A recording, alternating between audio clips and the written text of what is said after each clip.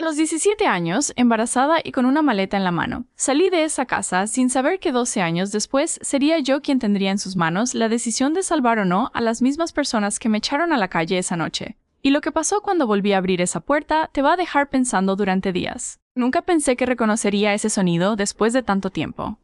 12 años son muchos años. Son suficientes para cambiar de ciudad, de nombre en la puerta, de vida entera. Son suficientes para que una niña de 17 años, asustada y con una maleta rota, se convierta en una mujer de 29 que dirige su propio negocio y duerme tranquila por las noches. Pero hay sonidos que el cuerpo no olvida, aunque la mente quiera hacerlo. Era un martes de octubre, uno de esos días grises en los que Valencia se cubre de una neblina fina que viene del mar y se queda pegada a las calles hasta el mediodía. Yo estaba en la cocina de mi restaurante, revisando pedidos, cuando sonó el timbre de la puerta de mi casa, 2 pisos más arriba. No esperaba a nadie. Mi pareja Marcos estaba de viaje por trabajo, y mi hija, Noah, estaba en el colegio hasta las 5. Subí las escaleras secándome las manos en el delantal, pensando que sería el cartero o algún vecino.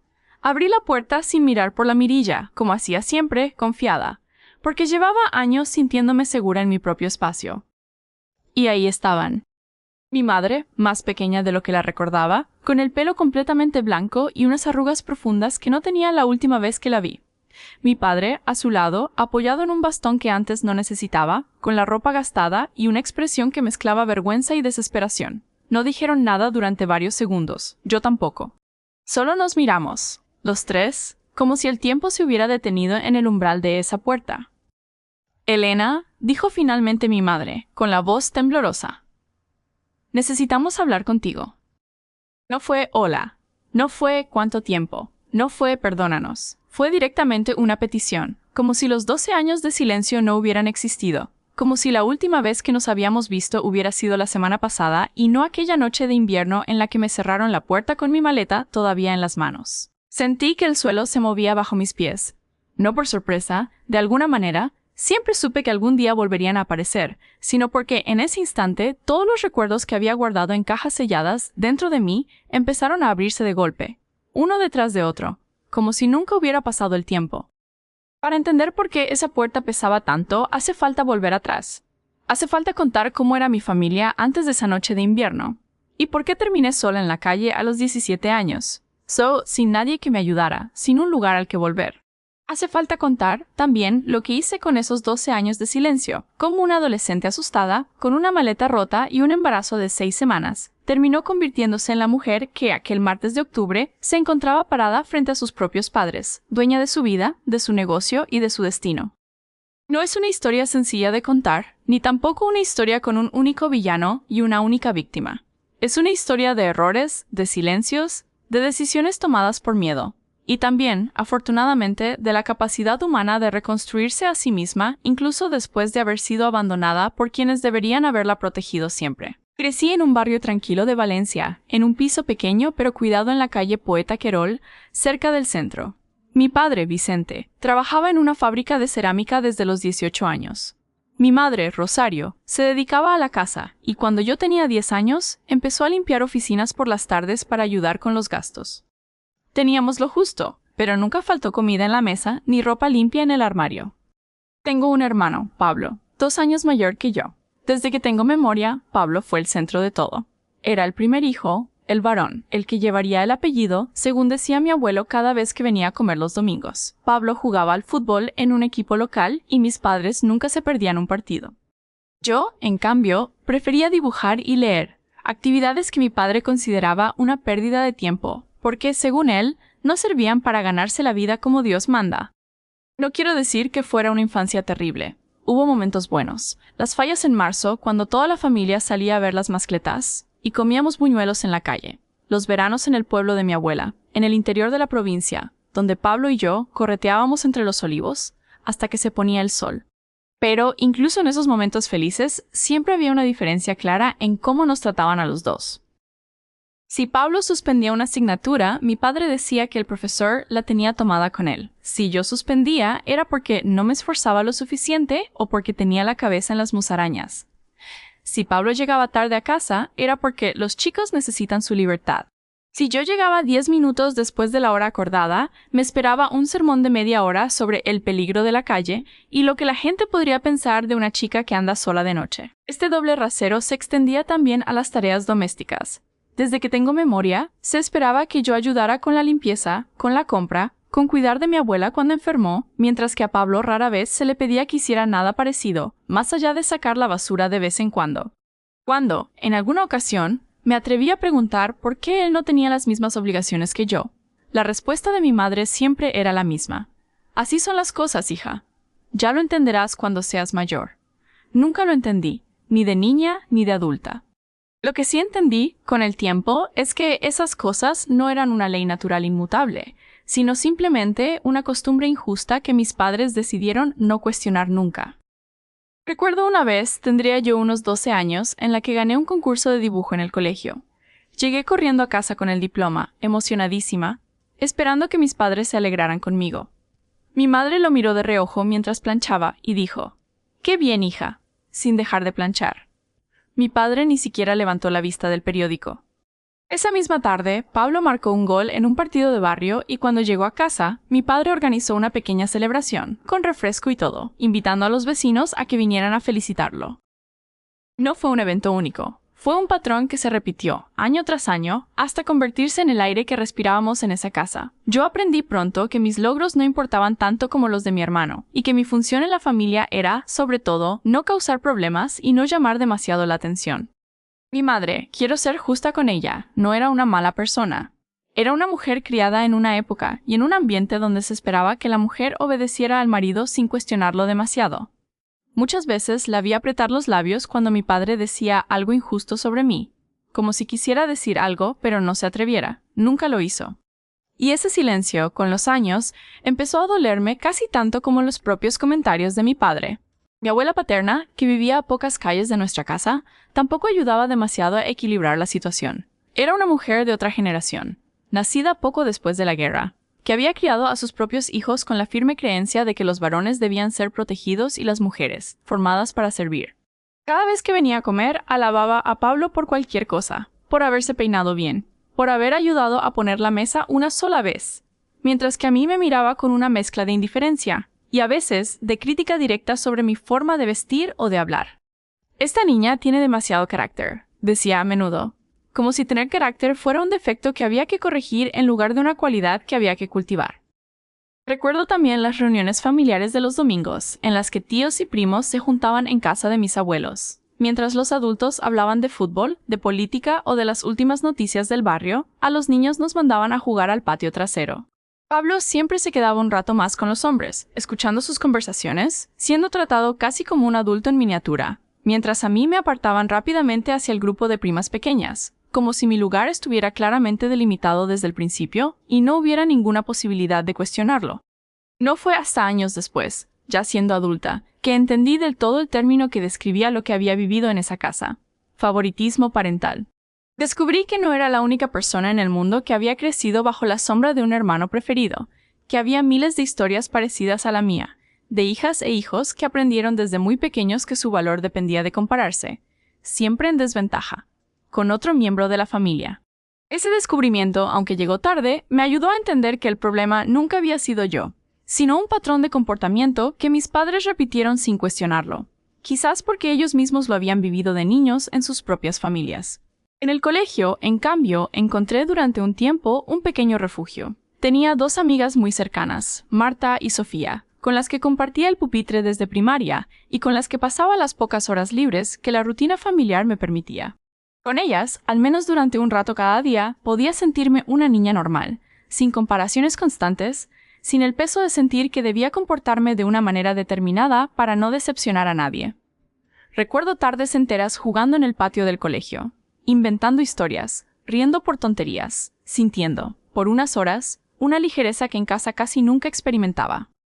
Sin embargo, incluso esas amistades se vieron afectadas, con el tiempo, por la dinámica de mi casa. Marta, en más de una ocasión, me invitó a dormir en su casa un fin de semana, y mis padres, sin dar demasiadas explicaciones, casi siempre encontraban una excusa para negarse, mientras que a Pablo sí le permitían quedarse a dormir en casa de sus amigos con relativa frecuencia.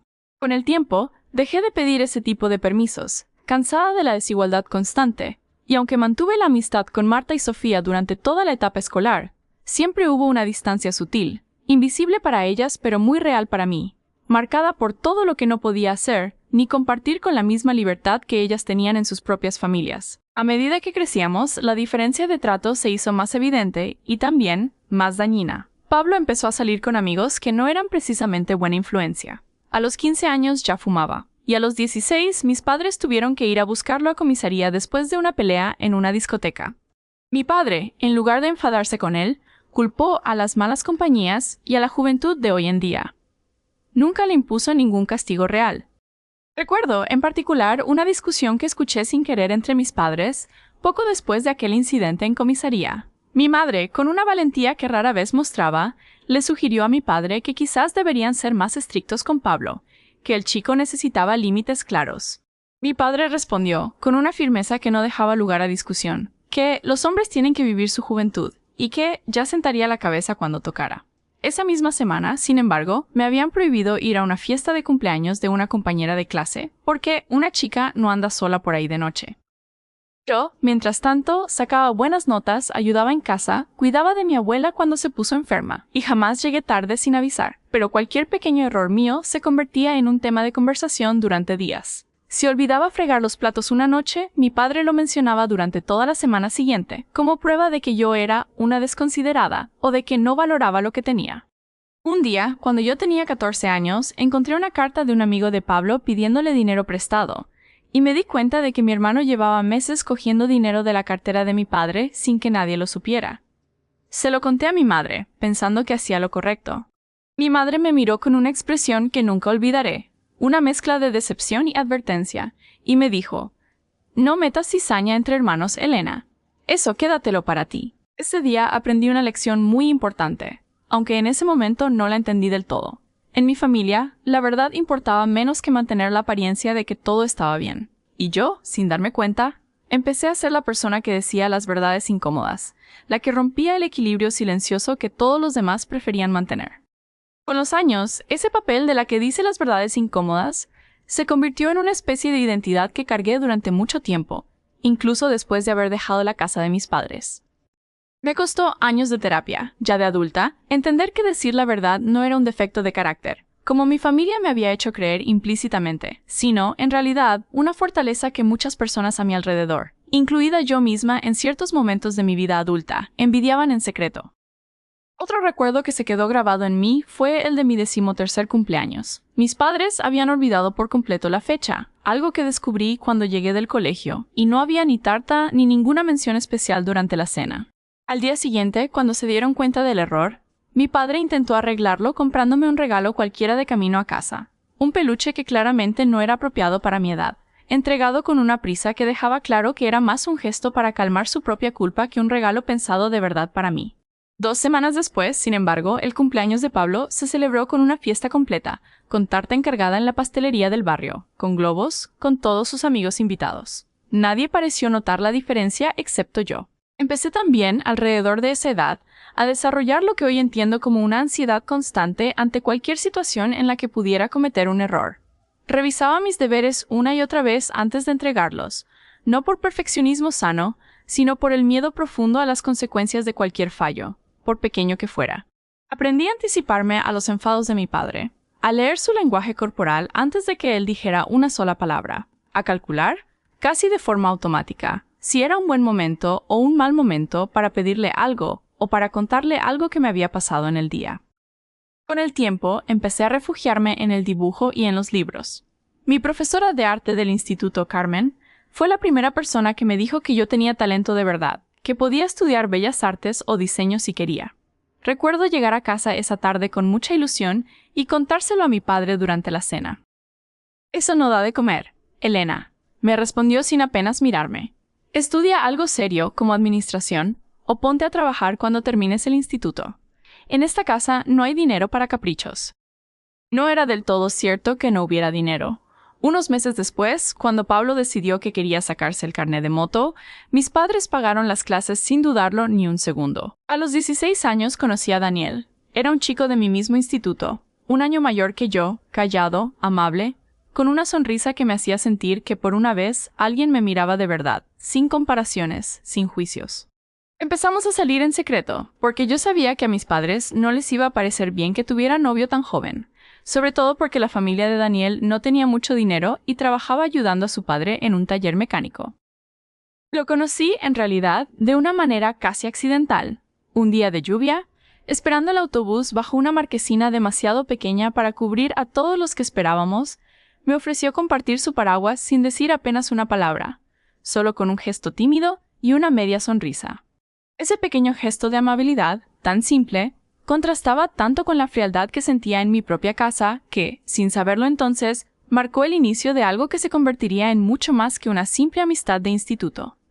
Durante meses nos veíamos a la salida del instituto, dábamos paseos por el jardín del Turia, hablábamos de nuestros sueños. Daniel quería ser mecánico como su padre, pero también soñaba con abrir su propio taller algún día. Yo le contaba mis ideas sobre estudiar diseño o ilustración, y él era el único que nunca me decía que esos sueños eran una tontería. Fue la primera relación en la que sentí que alguien realmente me escuchaba, que valoraba lo que yo pensaba y sentía. Después de una infancia entera sintiéndome invisible en mi propia casa, esa sensación era como respirar aire fresco después de mucho tiempo encerrada. Recuerdo especialmente una tarde de primavera en la que Daniel me llevó, en la moto vieja de su padre, hasta la playa de la Malvarrosa. Nos sentamos en la arena hasta que se puso el sol, hablando de todo y de nada. Y en un momento de silencio, mirando el mar, le confesé algo que nunca le había dicho a nadie, que a veces sentía que mis padres hubieran preferido tener solo un hijo, y que ese hijo fuera Pablo. Daniel me escuchó sin interrumpir, y cuando terminé de hablar, simplemente me dijo, «Pues yo estoy muy contento de que existas, Elena». Fue una frase sencilla, pero para mí, en ese momento, significó más que cualquier otra cosa que hubiera escuchado en años. Con Daniel también aprendí lo que era sentirme orgullosa de mis propios sueños sin que nadie los ridiculizara. Le enseñaba mis dibujos, los bocetos que hacía en los márgenes de mis cuadernos durante las clases aburridas, y él los guardaba, los pegaba en la pared de su habitación. Me decía que algún día tendría una exposición y que él sería el primero en comprar uno de mis cuadros. Puede sonar a promesas típicas de adolescentes enamorados, pero para una chica que llevaba años sintiendo que sus intereses no importaban a nadie, esas palabras eran oro puro. Sin embargo, en algún momento todo se complicó. Yo tenía 17 años, estábamos en el último curso del instituto, y una tarde de noviembre me di cuenta de que llevaba semanas de retraso. Compré una prueba de embarazo en una farmacia lejos de mi barrio, con miedo de que alguien me reconociera, y esperé sola en el baño de una cafetería a que saliera el resultado. Positivo. No recuerdo cuánto tiempo me quedé sentada en ese baño, mirando la pequeña pantalla, sintiendo que mi vida entera acababa de cambiar de dirección sin que yo hubiera podido decidir nada. Tenía 17 años, estaba en mi último curso de instituto, y estaba embarazada. Se lo conté a Daniel primero. Él se quedó pálido, en silencio, durante lo que me pareció una eternidad, y después me abrazó y me dijo que fuera lo que decidiéramos, lo haríamos juntos. Fue un gesto que agradecí profundamente, aunque en el fondo los dos sabíamos que ni él ni yo teníamos ni idea de cómo enfrentar algo así. Los días siguientes a la confirmación del embarazo fueron una especie de burbuja extraña en la que la vida cotidiana seguía su curso normal, el instituto, las clases, las conversaciones triviales con compañeros que no sabían nada, mientras, por dentro, yo sentía que cargaba con un secreto que en cualquier momento podía hacer estallar todo lo que conocía hasta entonces. Recuerdo mirarme al espejo cada mañana, buscando algún cambio visible en mi cuerpo, aterrorizada de que alguien lo notara antes de que yo misma estuviera preparada para contarlo. Daniel y yo hablamos en esas semanas de silencio sobre todas las opciones posibles. Consideramos, con el miedo propio de dos adolescentes enfrentados a una decisión que ninguna persona de esa edad debería tener que tomar sola, la posibilidad de interrumpir el embarazo. Fuimos incluso a una cita informativa en un centro de planificación familiar, donde una trabajadora social nos explicó, sin juzgarnos, todas las opciones disponibles. Al final, después de mucho hablar, decidimos que queríamos intentar seguir adelante con el embarazo, sabiendo que sería difícil, sabiendo que no teníamos el apoyo económico de ninguna de las dos familias, pero sintiendo, con la convicción propia de la juventud, que podríamos encontrar la manera de hacerlo funcionar. Durante casi un mes guardé el secreto, intentando reunir el valor para contárselo a mis padres. Cada noche, en la cena, los miraba y pensaba en cómo empezar la conversación, y cada noche el miedo me hacía callar. Sabía, en el fondo, que la reacción no iba a ser buena. Conocía a mi padre, conocía su forma de ver el mundo, su obsesión con el qué dirán los vecinos, la familia, el barrio entero. Finalmente, una noche de enero, no pude más. El malestar por las mañanas empezaba a notarse, y mi madre ya me había hecho un par de preguntas sospechosas. Decidí que era mejor contarlo yo misma antes de que lo descubrieran de otra manera. Esperé a que termináramos de cenar. Pablo había salido con sus amigos, así que estábamos solo mi madre, mi padre y yo en la mesa de la cocina. Con las manos temblando y la voz más pequeña que nunca había usado, dije: «Tengo que contaros algo. Estoy embarazada». El silencio que siguió fue el más largo de mi vida. Mi padre se levantó tan rápido que la silla cayó al suelo con un golpe seco. Su cara pasó del blanco al rojo en cuestión de segundos. Empezó a gritar cosas que todavía hoy, 12 años después, puedo repetir palabra por palabra, porque se quedaron grabadas en mí como si me las hubieran tatuado en la memoria. Me llamó vergüenza de la familia. Dijo que había deshonrado su apellido, que qué iba a decir él a sus compañeros de trabajo, que qué iban a pensar los vecinos cuando me vieran caminar por la calle con la barriga cada vez más grande.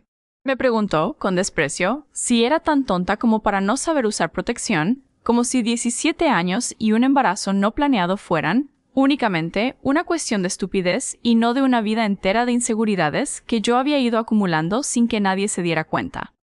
Recuerdo, entre los gritos, una frase en particular que se me quedó grabada durante años, con lo que yo he trabajado para que esta familia tenga un buen nombre en el barrio, y tú me lo destrozas en una noche. Esa frase resumía, de alguna manera, la prioridad absoluta que la reputación y las apariencias tenían en la mente de mi padre, muy por encima, aparentemente, del bienestar real de su propia hija.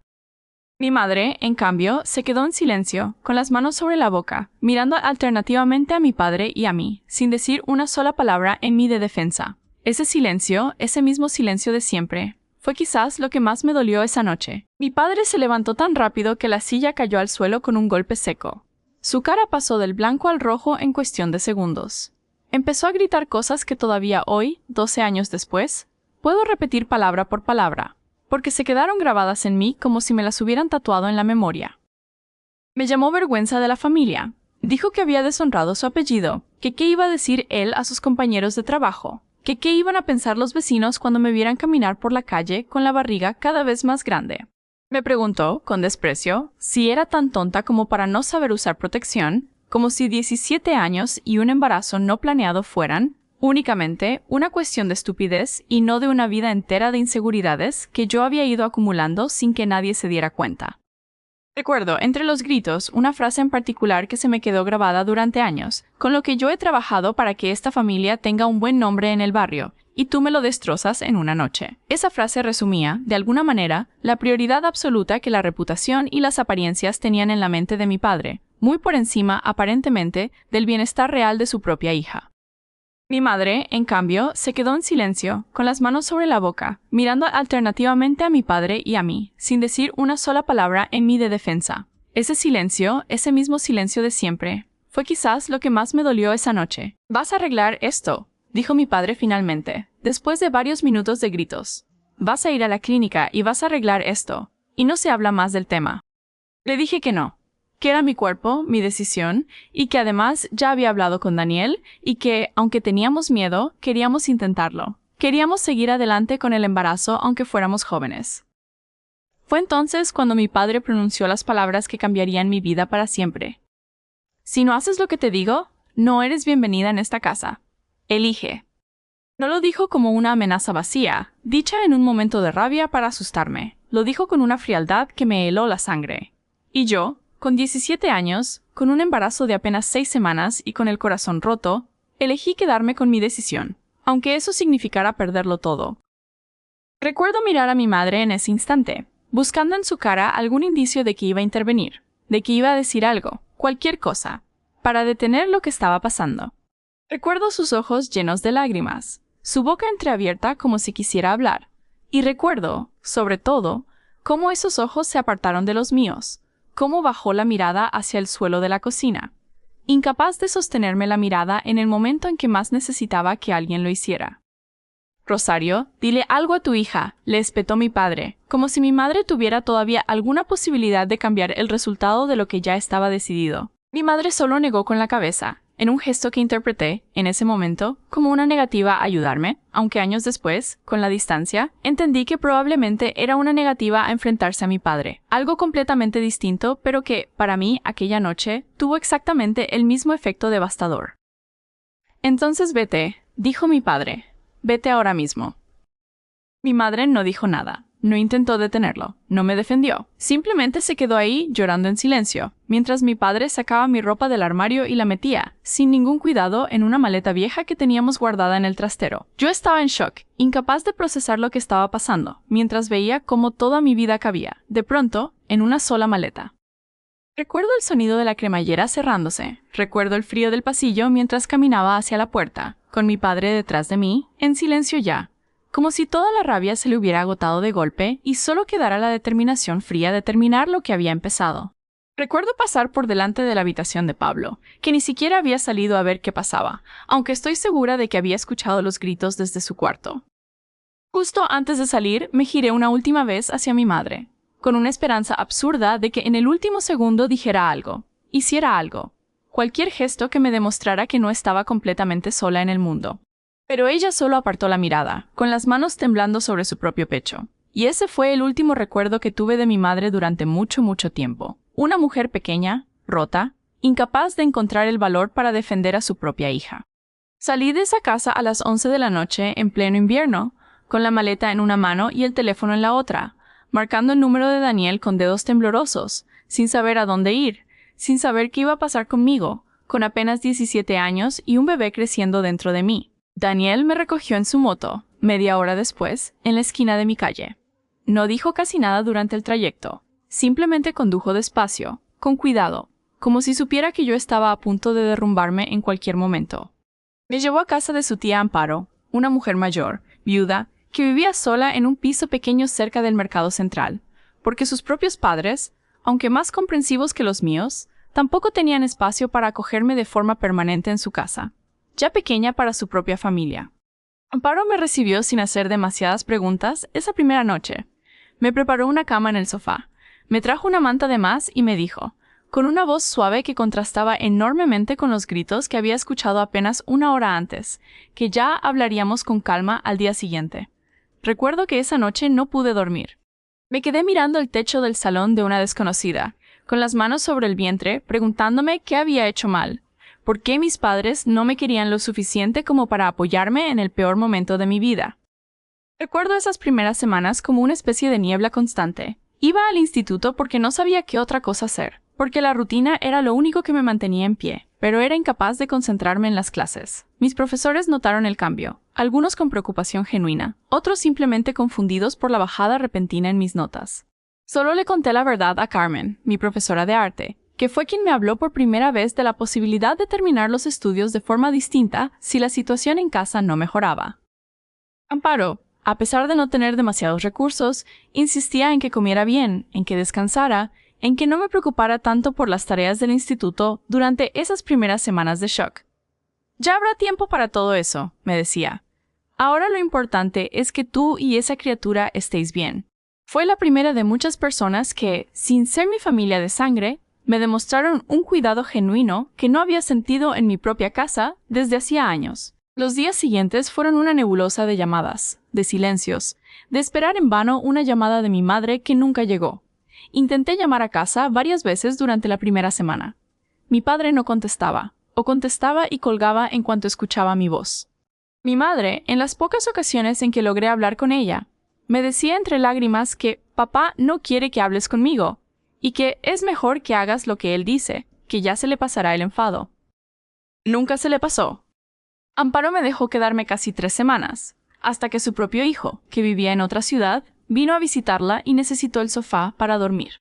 Fue entonces cuando Daniel y yo empezamos a buscar, desesperadamente, una habitación que pudiéramos permitirnos con el poco dinero que él ganaba ayudando en el taller de su padre y el que yo conseguía haciendo algunos trabajos esporádicos, como repartir publicidad o cuidar niños los fines de semana. Recuerdo el día que Amparo nos despidió en la puerta de su casa, con lágrimas en los ojos, disculpándose repetidamente por no poder ofrecernos más tiempo, como si fuera ella quien nos estuviera fallando y no al revés. Nos dio, además del abrazo más largo que recuerdo haber recibido hasta entonces, un sobre pequeño con algo de dinero ahorrado que insistió en que aceptáramos, para que empecéis con algo, aunque sea poco. Ese gesto, viniendo de una mujer que apenas tenía para sí misma, se quedó grabado en mí como uno de los actos de generosidad más puros que había presenciado hasta ese momento de mi vida. Los meses que siguieron fueron, sin exagerar, los más difíciles de toda mi vida. Encontramos una habitación pequeña, húmeda, en un piso compartido en el barrio de Ruzafa, con otras 3 personas que apenas conocíamos. El dinero nunca alcanzaba. Tuve que dejar el instituto a mitad del último curso, porque entre el embarazo, que cada vez avanzaba más, y la necesidad de trabajar para pagar el alquiler, no había tiempo ni energía para estudiar. La habitación tenía una sola ventana pequeña que daba a un patio interior oscuro, por el que apenas entraba luz natural durante el día. Las paredes tenían manchas de humedad que por mucho que intentáramos limpiar, siempre volvían a aparecer al cabo de unas semanas. El colchón, comprado de segunda mano por 20 euros, tenía un hundimiento en el centro que nos obligaba a dormir prácticamente pegados el uno al otro, aunque, en cierto modo, ese contacto físico constante también se convirtió en un consuelo silencioso durante esos meses tan duros. Recuerdo noches enteras llorando en silencio, para que Daniel no me escuchara, porque sentía que si él me veía tan destrozada, también se derrumbaría, y necesitábamos que al menos uno de los dos mantuviera algo de esperanza. Recuerdo pasar frío porque no podíamos permitirnos encender la calefacción. Recuerdo comer, muchos días, solo pan con algo de embutido barato, porque no había dinero para más. Lo más doloroso, sin embargo, no era el frío ni el hambre, era la soledad. Era no tener a nadie a quien recurrir en los momentos de miedo, cuando notaba algo raro en el embarazo y no sabía si era normal o si debía preocuparme. Era no tener a una madre que me acompañara a las revisiones médicas, que me explicara lo que le había pasado a ella cuando estaba embarazada, que me dijera que todo iba a salir bien. Daniel intentaba estar a mi lado en todo lo que podía, pero también era muy joven, y la presión de tener que mantenernos a los dos, y pronto a un bebé, empezó a pasarle factura. Discutíamos con frecuencia, no por falta de amor, sino por el agotamiento y el miedo que los dos sentíamos, y que no sabíamos cómo gestionar. Recuerdo una noche en particular, ya con 6 meses de embarazo, en la que llegué a casa después de repartir publicidad durante horas bajo la lluvia, empapada, con los pies hinchados, y descubrí que no teníamos suficiente dinero para pagar el recibo de la luz de ese mes. Me senté en el suelo de esa habitación húmeda y lloré como no había llorado en toda mi vida, no solo por el dinero, sino por todo lo que representaba esa situación. La sensación de estar completamente a la deriva, sin ninguna red que me sostuviera si caía. Uno de los compañeros de piso, un chico llamado Tony que trabajaba en la construcción, se convirtió, sin buscarlo, en una especie de figura protectora durante esos meses. No teníamos mucho en común, pero algunas noches, cuando me veía especialmente agobiada, me dejaba algo de comida que había sobrado de su trabajo, o me avisaba de que había visto un cartel de "Se busca personal" en algún bar cercano. Fue de él de quien conseguí mi primer trabajo esporádico como ayudante de cocina los fines de semana, en un pequeño bar de tapas del barrio, donde el dueño, compasivo con mi situación aunque me pagara poco y en negro, me dejaba trabajar sentada en un taburete durante las últimas semanas de embarazo, cuando ya apenas podía sostenerme en pie durante horas. Recuerdo también el miedo constante a que algo saliera mal con el embarazo y no tuviera dinero para una emergencia médica. Recuerdo contar cada euro antes de comprar cualquier cosa, incluso las más básicas, como compresas o vitaminas prenatales. Recuerdo la vergüenza que sentía al hacer cola en el centro de salud, rodeada de mujeres mucho mayores que yo, sintiendo las miradas de reojo, imaginando lo que debían de estar pensando sobre una chica tan joven, sola, sin ningún familiar acompañándola. Hubo una tarde, en particular, en la que una de esas mujeres, mayor, con aspecto de abuela, se sentó a mi lado en la sala de espera y, sin que yo dijera nada, simplemente me preguntó si estaba bien, si necesitaba algo. Rompí a llorar sin poder evitarlo, y ella, sin conocerme de nada, me abrazó durante varios minutos, dejándome desahogar toda la angustia acumulada. Nunca supe su nombre, nunca la volví a ver, pero ese pequeño gesto de humanidad anónima se quedó grabado en mí como un recordatorio de que, incluso en los momentos más oscuros, siempre puede aparecer algo de bondad inesperada. Un asistente social del centro de salud al que acudí para las revisiones del embarazo, al ver mi situación, me habló de una asociación en Valencia que ayudaba a madres jóvenes en situación vulnerable, ofreciendo apoyo, orientación y, en algunos casos, alojamiento temporal. Se llamaba Nuevo Comienzo. Y, aunque al principio me dio vergüenza pedir ayuda, la necesidad me hizo llamar a la puerta de esa asociación un día de marzo. con 7 meses de embarazo y las pocas fuerzas que me quedaban. En esa asociación conocí a Beatriz, una trabajadora social de unos 50 años que se convertiría, con el tiempo, en una de las personas más importantes de mi vida. Beatriz no me juzgó ni una sola vez. No me preguntó por qué mis padres me habían echado de casa con esa mirada de reproche que yo tanto temía encontrar en los demás. Simplemente me escuchó, me explicó las opciones que tenía y me ayudó a conseguir una plaza en un piso tutelado para madres jóvenes, donde podría vivir con mi bebé de forma segura mientras terminaba mis estudios y buscaba un trabajo estable. Con el tiempo llegué a conocer también algo de la historia de Beatriz, aunque ella hablaba poco de sí misma. Supe que había dedicado más de 25 años de su vida a trabajar con madres jóvenes en situación vulnerable, y que lo hacía, en parte, porque ella misma había sido una madre adolescente en su juventud, en una época en la que las ayudas sociales eran todavía más escasas que ahora. Nadie me tendió una mano cuando yo lo necesité, me confesó una vez, así que decidí ser yo la mano que otros necesitan. Esa frase se me quedó grabada durante años, y con el tiempo entendí que era, en realidad, la filosofía que guiaba toda su vida.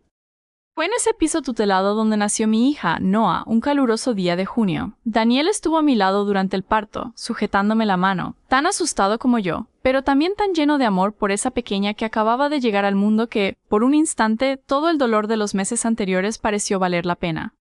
Los primeros meses con Noah fueron agotadores, como lo son para cualquier madre primeriza, pero con la diferencia añadida de que yo tenía apenas 18 años y ningún apoyo familiar. Beatriz y el equipo de la asociación se convirtieron en mi red de seguridad. Me ayudaron a inscribirme en un programa para terminar el instituto a distancia. Me orientaron sobre ayudas económicas a las que tenía derecho como madre joven en situación de vulnerabilidad. Y, sobre todo, me hicieron sentir que no estaba completamente sola en el mundo. El piso tutelado donde viví esos primeros meses con Noah era una casa compartida con otras 3 madres jóvenes, todas con historias parecidas a la mía. Rechazo familiar, embarazos no planeados, situaciones económicas precarias. Con 2 de ellas, Yolanda y Marina, forjé una amistad que duraría años, basada en esa comprensión mutua que solo se consigue cuando alguien ha vivido algo parecido a lo que tú estás viviendo. Nos turnábamos para cuidar de los bebés cuando alguna tenía que ir a alguna gestión. Compartíamos consejos sobre lactancia, sobre cómo calmar el llanto nocturno, sobre cómo hacer que el poco dinero que teníamos rindiera un poco más. Marina, en particular, había sido rechazada por su familia por motivos distintos a los míos. Sus padres, muy religiosos, no habían aceptado que el padre de su bebé fuera un hombre de otra confesión religiosa, y la habían presionado durante meses para que interrumpiera el embarazo antes de terminar, finalmente, echándola de casa cuando ella se negó. Escuchar su historia, tan diferente en los detalles pero tan parecida en el fondo a la mía, me hizo entender que el rechazo familiar por embarazos o decisiones de vida no era un fenómeno aislado, sino un patrón que se repetía, con variaciones, en muchísimas familias más de las que la sociedad solía reconocer abiertamente. Recuerdo la primera vez que Noah sonrió, un mediodía de agosto, mientras yo la mecía en la pequeña habitación que compartíamos en ese piso tutelado. Fue un momento tan simple y a la vez tan poderoso que sentí que todo el sufrimiento de los meses anteriores, aunque no desaparecía, adquiría un sentido distinto. Esa niña pequeña, que dependía completamente de mí, se convirtió en la razón más poderosa que jamás había tenido para seguir adelante, para no rendirme, para construir, aunque fuera desde cero, una vida digna para las 2. Beatriz venía a visitarnos cada semana, no solo para revisar el papeleo o los trámites administrativos, sino también, con el tiempo, simplemente para preguntarme cómo estaba, para traerme ropa de bebé que le donaban conocidos suyos, para sentarse conmigo un rato y escucharme hablar de mis miedos y de mis pequeñas alegrías cotidianas. Fue la primera persona adulta, desde que había dejado la casa de mis padres, que me trató con el tipo de cuidado incondicional que, hasta entonces, solo había visto reflejado en las películas o en los libros. Daniel y yo intentamos seguir juntos durante ese primer año de vida de Noah, pero la presión, el cansancio y la inmadurez de los dos terminaron pasando factura a la relación. Nos separamos 15 meses después del nacimiento de nuestra hija, de forma triste pero civilizada, sin grandes rencores. Con el tiempo, Daniel se convirtió en un padre presente y responsable, aunque nuestra historia de amor de adolescentes no llegara a ningún lugar más allá de esa etapa tan intensa de nuestras vidas. Terminé el instituto a distancia con 19 años, con Noah ya caminando y diciendo sus primeras palabras. Recuerdo el día que recogí mi título como uno de los más orgullosos de mi vida, aunque no hubiera nadie en las gradas aplaudiéndome. aunque no hubiera una familia esperándome fuera con flores y felicitaciones. Ese día, después de recoger el título en la oficina administrativa del programa a distancia, decidí celebrarlo a mi manera. Llevé a Noah al jardín del Turia, el mismo parque donde años atrás había paseado con Daniel cuando todavía éramos dos adolescentes enamorados sin ninguna preocupación real. Nos sentamos en el césped, compartimos un bocadillo sencillo comprado en el camino, y mientras veía a mi hija jugar despreocupada, sentí una punzada de orgullo tan intensa que, por un momento, olvidé por completo la ausencia de aplausos o de familia esperándome. Beatriz me animó a que no me quedara solo con el título de instituto. Me habló de un programa de formación profesional en hostelería que ofrecía becas para madres jóvenes, y aunque al principio dudé mucho, ¿cómo iba a estudiar y trabajar y cuidar de Noah al mismo tiempo? Finalmente decidí intentarlo. Siempre me había gustado cocinar. De pequeña, en las escasas ocasiones en que mi madre me dejaba ayudar en la cocina, sentía una paz especial mezclando ingredientes, probando combinaciones, imaginando sabores. Los siguientes 3 años fueron un torbellino de estudio, trabajo y crianza. Trabajaba de camarera por las mañanas en un bar del centro. Estudiaba por las tardes mientras Noah estaba en la guardería, y por las noches, cuando ella ya dormía, repasaba apuntes hasta quedarme dormida sobre los libros. No tenía tiempo para salir con amigas, ni para tener citas, ni apenas para descansar. Pero tenía un objetivo claro: construir una vida estable para mi hija, una vida en la que ella nunca tuviera que sentir lo que yo había sentido. Esa sensación de no ser suficiente, de no ser querida de forma incondicional. Había semanas en las que dormía apenas 5 horas por noche. Semanas en las que la única comida caliente del día era la que servía en el bar durante mi turno. Semanas en las que el cansancio se me metía en los huesos de una forma que parecía imposible de curar. Recuerdo un episodio concreto, cuando Noah tenía casi 3 años, en el que ella enfermó de bronquiolitis y tuve que pasar 3 noches seguidas en el hospital, sin poder faltar al trabajo al día siguiente, porque no me podía permitir perder ese sueldo. Salía del hospital a las 7 de la mañana, directamente al bar, con los ojos hinchados de cansancio y de miedo, y volvía corriendo en cuanto terminaba mi turno. Fue en esos momentos límite cuando entendí de verdad el significado de la palabra resiliencia, un concepto que había leído en algún libro de la biblioteca, pero que hasta entonces no había vivido en carne propia. No era una fuerza sobrehumana ni una ausencia de miedo. Era, simplemente, seguir levantándome cada mañana, aunque el cuerpo y la mente pidieran a gritos rendirse, porque había una niña pequeña que dependía completamente de mí y que no tenía a nadie más en quien apoyarse. Fue durante ese periodo cuando conseguí mi primer trabajo de verdad en cocina, como ayudante en un pequeño restaurante familiar cerca del mercado de Colón. El chef, un hombre llamado Ricardo, vio en mí algo que ni yo misma sabía que tenía: disciplina, pasión y una capacidad de trabajo que, según él, no se enseña, se trae de casa. Bajo su guía aprendí técnicas, aprendí a llevar una cocina, aprendí, sobre todo, que era buena en algo, que tenía un talento real que nadie podía quitarme. Ricardo tenía una forma particular de enseñar, exigente, casi severo en la cocina, pero generoso fuera de ella. Me dejaba llevarme a casa las sobras de comida que, de otra manera, se habrían tirado, sabiendo perfectamente que eso suponía una comida menos que tenía que comprar. Nunca me lo dijo directamente, nunca hizo que me sintiera como una caridad. Simplemente encontraba maneras discretas de aliviar un poco la presión económica que llevaba sobre los hombros. Con el tiempo, empezó a confiarme tareas cada vez más complejas en la cocina, hasta que, 2 años después de haber empezado como simple ayudante, ya llevaba prácticamente la partida de entrantes yo sola. A los 23 años, después de haber trabajado en 3 restaurantes diferentes y haber ahorrado cada euro que podía, decidí dar el salto más grande de mi vida hasta ese momento: abrir mi propio pequeño local. No fue fácil.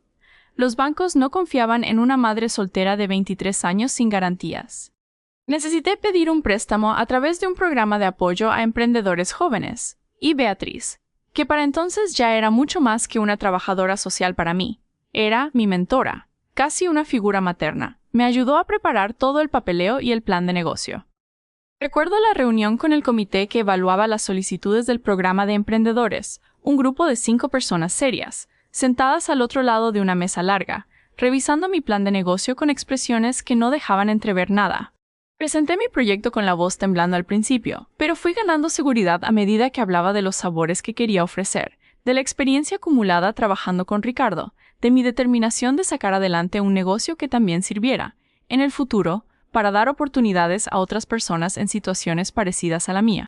Cuando terminé, uno de los evaluadores, un hombre mayor de aspecto severo, me hizo una única pregunta. ¿Qué harías si el negocio fracasa? Respondí, sin dudarlo. Empezaría de nuevo. Ya lo he hecho antes, desde una situación mucho peor que esta. Ese hombre, según supe después, fue quien más defendió mi solicitud ante el resto del comité. Abrí un pequeño restaurante de cocina mediterránea, con apenas 8 mesas, en una calle tranquila cerca del barrio del Carmen. Lo llamé Raíces, porque para mí representaba precisamente la posibilidad de crecer nuevas raíces después de haber sido arrancada de las que tenía. Los primeros meses fueron durísimos. Trabajaba 14 horas al día, prácticamente sola en la cocina, mientras Noah, que ya tenía 5 años, pasaba las tardes con una vecina de confianza que se ofreció a cuidarla a cambio de comidas gratis en el restaurante. Recuerdo la noche de la inauguración con una claridad especial. Había invitado a Beatriz, a Ricardo, a Yolanda y Marina, a Amparo, a Tony, a todas las personas que de una manera u otra habían formado parte de mi camino hasta ese punto. No había ni un solo familiar de sangre en esa sala, y sin embargo, mirando alrededor mientras servía los primeros platos, sentí una plenitud que no cambiaría por nada del mundo. Esa noche entendí, quizás por primera vez de forma consciente, que una familia no se define únicamente por los lazos de sangre, sino por quién aparece cuando más lo necesitas. Los primeros meses no fueron solo duros en términos de horas de trabajo, sino también económicamente aterradores. Hubo semanas en las que apenas cubría los gastos del alquiler del local y los proveedores, y en las que me preguntaba, con el corazón encogido, si había cometido el mayor error de mi vida al arriesgarlo todo en ese proyecto. Recuerdo noches enteras despierta, revisando números una y otra vez, calculando si podría aguantar un mes más, 2 meses más, hasta que el negocio empezara a estabilizarse. Poco a poco, Raíces empezó a ganarse una reputación en el barrio. La gente hablaba de la comida honesta, casera, pero con un toque especial, y del ambiente cálido que había logrado crear. Un crítico gastronómico local escribió un artículo breve mencionando el restaurante como una de esas joyas escondidas que Valencia esconde en sus calles menos transitadas. Y a partir de ahí, poco a poco, empezaron a llegar más clientes, muchos de ellos recomendados de boca en boca. En 2 años tuve que ampliar el local. En 4 años abrí un segundo restaurante en otra zona de la ciudad. Contraté personal, formé a jóvenes en situaciones similares a la mía. De hecho, siempre reservaba al menos un puesto para alguien recomendado por Beatriz desde la asociación, y construí, ladrillo a ladrillo, la vida estable que tanto había soñado para mi hija y para mí misma. Cada joven que contrataba a través de la recomendación de Beatriz recibía de mí algo más que un simple trabajo. Recibía la paciencia y la formación que a mí me hubiera gustado tener cuando empecé, sin experiencia, sin conocimientos técnicos, pero con muchas ganas de salir adelante. Con el tiempo, algunos de esos jóvenes se convirtieron en encargados de mis propios locales, y verlos crecer profesionalmente, sabiendo que yo había tenido algo que ver en ese crecimiento, se convirtió en una de las satisfacciones más grandes de mi carrera. Durante esos años, también conocí a Marcos, un proveedor de productos ecológicos que empezó suministrando verduras a mi restaurante y terminó convirtiéndose en la persona con la que decidí compartir mi vida. Marcos era todo lo que yo necesitaba en una pareja después de tantos años de lucha en solitario. Paciente, estable, cariñoso con Noah desde el primer día, y sobre todo, respetuoso con la independencia que tanto me había costado construir. Recuerdo nuestra primera cita de verdad, después de meses de conversaciones cortas, cada vez que él venía a entregar su pedido semanal. Me llevó a cenar a un pequeño restaurante en el Cabanyal, cerca de la playa, y en algún momento de la noche le conté, con más detalle del que solía compartir con nadie tan pronto, la historia de cómo había llegado hasta donde estaba. Esperaba, quizás por costumbre después de tantos años, algún gesto de lástima o de incomodidad. En lugar de eso, Marcos simplemente me tomó la mano por encima de la mesa y me dijo, «Lo que has construido, viniendo de donde vienes, es una de las cosas más admirables que he escuchado en mi vida». Fue en ese momento cuando supe que quería que esa persona formara parte de mi vida durante mucho tiempo. Marcos me propuso matrimonio 2 años después, no con un gesto extravagante ni una puesta en escena elaborada, sino de una manera sencilla y honesta que encajaba perfectamente con quien era él. Una noche cualquiera, cocinando juntos en mi pequeño apartamento, mientras Noah dormía en su habitación, se arrodilló en medio de la cocina, todavía con el delantal puesto, y me dijo simplemente, «Quiero pasar el resto de mi vida ayudándote a construir todo lo que todavía queda por construir». No hubo anillo espectacular ni fuegos artificiales, solo la certeza tranquila de haber encontrado a alguien que quería sumarse a mi vida sin intentar cambiarla ni controlarla. Nunca dejé de pensar en mi familia biológica durante esos años. aunque intentara enterrar esos pensamientos bajo el trabajo y las responsabilidades diarias. A veces, en fechas señaladas como la Navidad o mi cumpleaños, sentía una punzada de tristeza al ver a mis amigas o empleadas hablar por teléfono con sus madres, contándoles cómo les había ido el día, pidiéndoles consejos sobre recetas o sobre cómo cuidar a sus propios hijos. Yo no tenía a nadie a quien llamar. Con el tiempo, sin embargo, fui construyendo una familia diferente, una familia elegida. Beatriz se convirtió en la abuela que Noah nunca tuvo por parte de mi familia biológica, viniendo a comer con nosotras cada domingo, ayudándome a elegir el colegio de Noah, acompañándome al hospital cuando tuve una operación menor. Amparo, la tía de Daniel que me había acogido esa primera noche terrible, siguió siendo parte de mi vida hasta que falleció, cuando yo tenía 25 años, dejándome un vacío enorme, pero también el recuerdo agradecido de haber sido la primera persona que me tendió una mano cuando más lo necesitaba. El día del entierro de Amparo lloré, quizás, más de lo que había llorado en años, no solo por su pérdida, sino porque su muerte reabrió, de alguna manera, todas las heridas relacionadas con mi propia familia. Recuerdo pensar, mientras la enterraban, en lo injusto que resultaba que una mujer que ni siquiera era mi familia de sangre hubiera hecho más por mí en una sola noche que mis propios padres en toda una vida. Ese pensamiento, con el tiempo, se transformó en algo más parecido a la gratitud que al resentimiento. Amparo me había enseñado que la bondad no depende de los lazos de sangre, sino de la decisión consciente de cuidar a otra persona. Ricardo, mi primer jefe de cocina, se convirtió en un mentor y amigo cercano, alguien a quien seguía pidiendo consejo incluso después de tener mis propios restaurantes.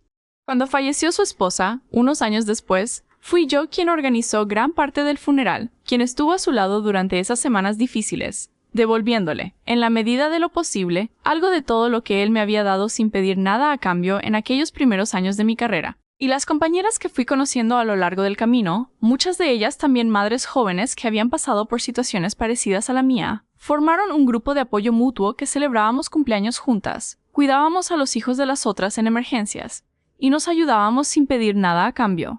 Yolanda, con quien había compartido el piso tutelado años atrás, terminó trabajando conmigo como encargada de uno de mis restaurantes, y verla prosperar, después de haber empezado juntas en un lugar tan oscuro de nuestras vidas, se convirtió en una de las alegrías más profundas que he sentido. Con Marcos formamos, además, una familia propia. Nos casamos cuando Noah tenía 8 años, en una ceremonia pequeña e íntima en un jardín botánico de la ciudad, rodeados de las personas que realmente habían estado a nuestro lado en los momentos difíciles. Fue Noah quien llevó los anillos, vestida con un vestido azul que ella misma había elegido, y fue Beatriz quien, emocionada, pronunció unas palabras durante la ceremonia sobre lo que significaba ver a alguien reconstruir su vida desde los cimientos, con dignidad y determinación. No hubo ningún miembro de mi familia biológica en esa boda. Ni siquiera los invité.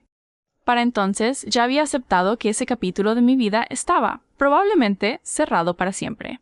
Daniel, el padre de Noah, sí estuvo presente en esa boda, algo que a algunos invitados les pudo parecer extraño, pero que para nosotros tenía todo el sentido del mundo. Con los años, después de la separación, habíamos logrado construir una relación de respeto y colaboración centrada completamente en el bienestar de nuestra hija. Daniel había terminado abriendo, finalmente, el taller mecánico con el que soñaba de adolescente, y se había casado también, un par de años antes que yo, con una mujer encantadora llamada Laura, con quien tuvo 2 hijos más, hermanos por parte de padre de Noah, a quienes ella adoraba visitar cada 2 fines de semana.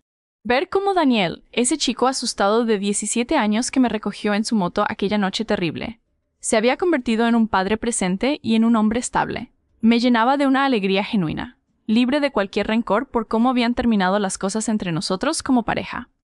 Recuerdo, esa misma noche de la boda, sentarme un momento a solas en un rincón del jardín, mirando a toda esa gente que reía y bailaba, gente que había elegido quererme sin que la sangre les obligara a ello, y sentir una paz que, 12 años atrás, tirada en el suelo de una habitación húmeda con 6 meses de embarazo, jamás habría imaginado que podría llegar a sentir.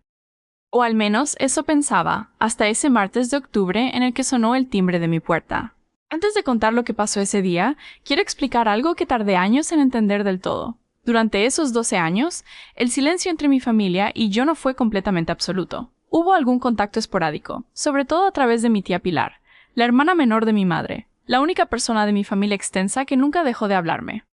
Pilar me llamaba de vez en cuando, cada 6 meses o así, para contarme noticias sueltas, que mi abuela había fallecido cuando yo tenía 20 años. No me enteré a tiempo para el funeral, algo que todavía hoy me duele profundamente. Que Pablo había tenido problemas serios con las drogas en su juventud, que había estado un tiempo en un centro de rehabilitación, que finalmente parecía haber enderezado su vida trabajando en una empresa de transportes.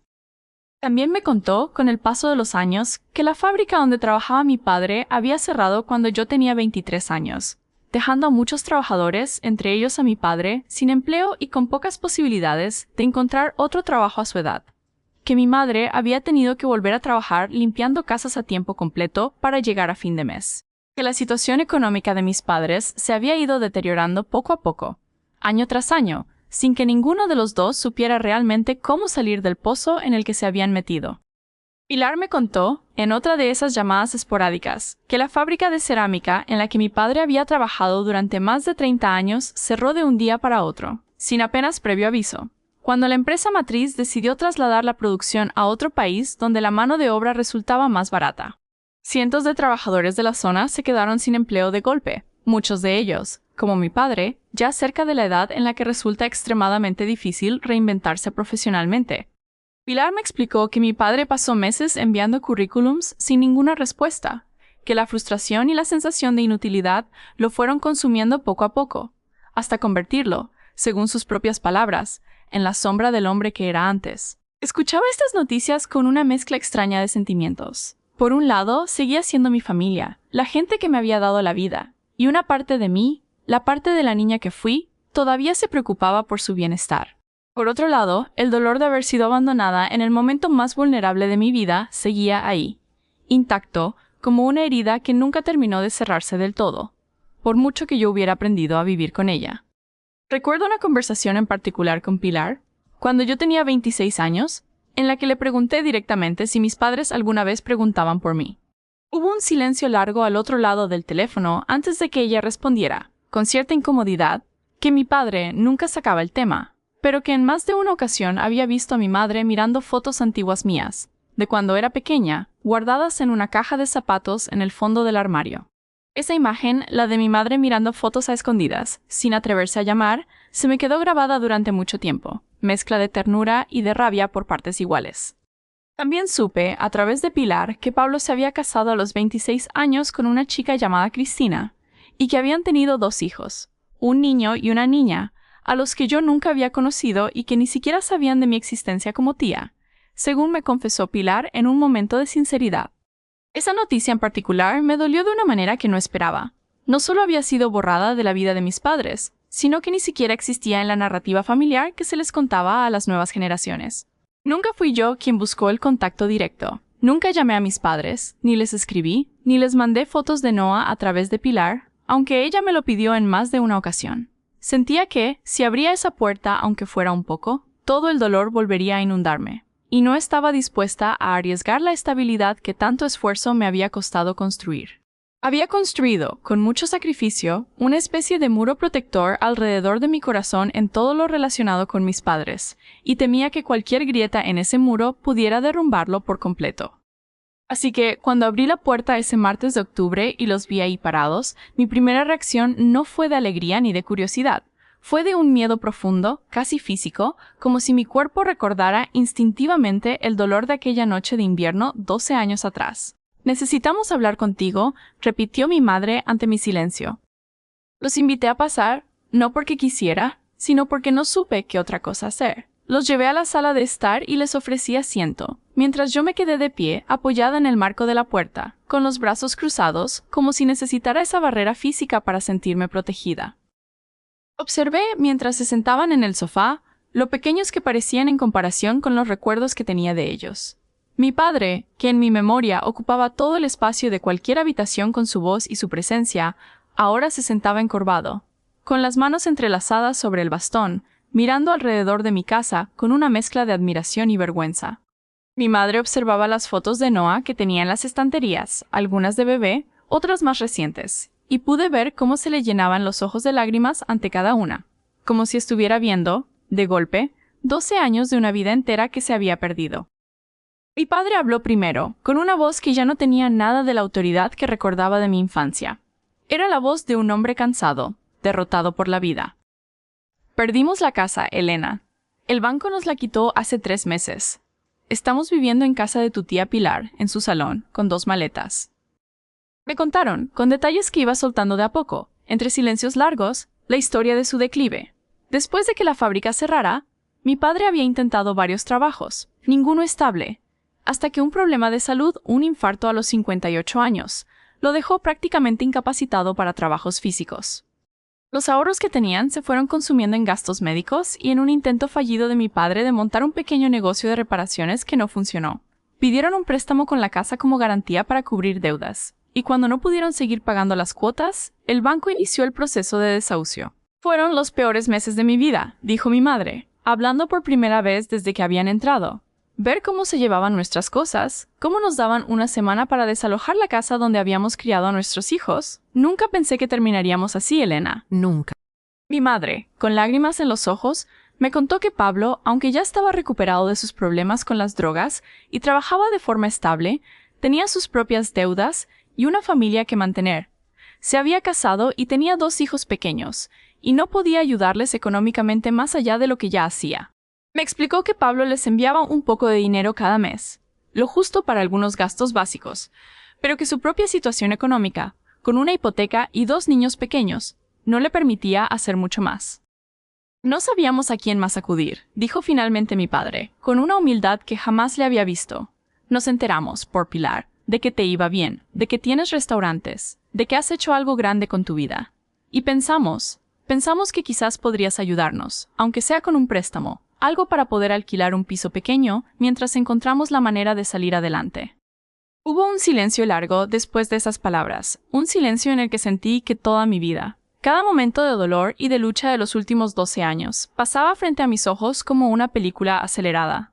Sentí una furia que llevaba 12 años acumulando subir por mi garganta, mezclada con una tristeza profunda al ver a ese hombre que una vez me pareció tan poderoso, tan capaz de destruir mi vida con una sola frase, ahora reducido a esta figura frágil, pidiendo ayuda con la voz quebrada.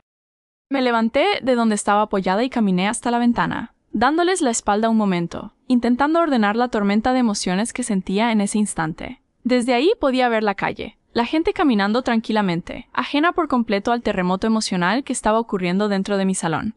Respiré hondo varias veces antes de girarme de nuevo hacia ellos, decidida a decir, por fin, después de 12 años, todo lo que necesitaba decir. No pude quedarme callada.